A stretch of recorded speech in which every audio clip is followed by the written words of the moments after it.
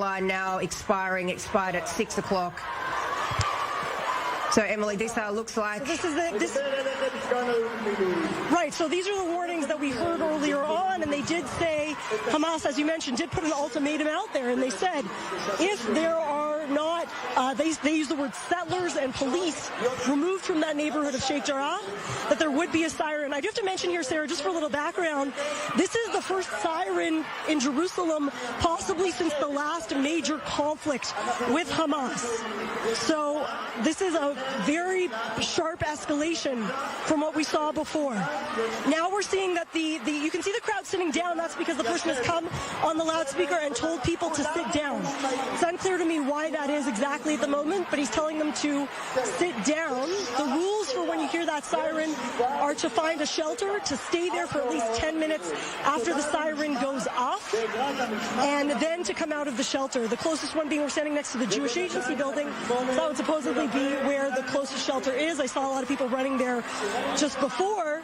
But these shelters are not open now. I'm seeing people running actually into the nearby buildings to try to find those shelters. But at this point, he's telling people to sit down, which is why you're seeing them sit down. Yeah. And they're continuing with the music again. So, Emily, it feels, just looking at these pictures, certainly a lot of confusion there on the ground. There's normally not this many people sort of packed into that area there. Of course, a lot of people out and about for this Jerusalem Day, this flag march. Tell me, Emily, this is a security cabinet meeting is also underway. Sure, so I'll just explain. So ordinarily what we were meant to do, what was on the schedule, was that the flag marchers would come here, they would gather for an opening concert. You have the women and men dancing separately, and they would dance here for a little while, and they would continue their march to the Old City. So that is to say that originally, not all of these people were meant to be gathering here for very long. They were going to march towards the Old City. That's how it's been in years past, barring last year due to Corona, of course. This year, the Israeli police, at sort of the last minute, about an hour before we were supposed to start marching, said that it wasn't going to pass through Shrem, which is actually Damascus Gate, where they thought there would be a lot of tension. That's where we've seen tension in nights past.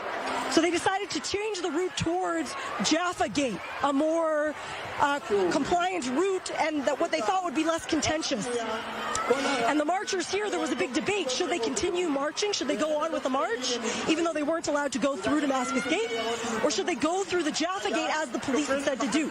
And just a few moments before you and I went on the broadcast, the people came on the loudspeaker here, the organizers, and they said, we will continue marching with joy in our hearts. We will dance towards the Western Wall through Jaffa Gate, as the police have told us to do. So that clarified for us that they were going to go through with the march, as the police had said. But all that to say that we were not meant to be gathering here en masse as we are right now. Actually, by now, according to the schedule, we should have been marching. Yeah, and Emily, now tell me. It seems as though we will. Yeah. No, tell me, Emily, how long has it been? I'm just going to stay. When was the last time we've seen such chaos like this in Jerusalem, or really even across Israel? So really, this is the first siren I've heard in Jerusalem since the last military confrontation with Hamas. This marks a massive uptick in the confrontation that we're seeing between Israel and Hamas.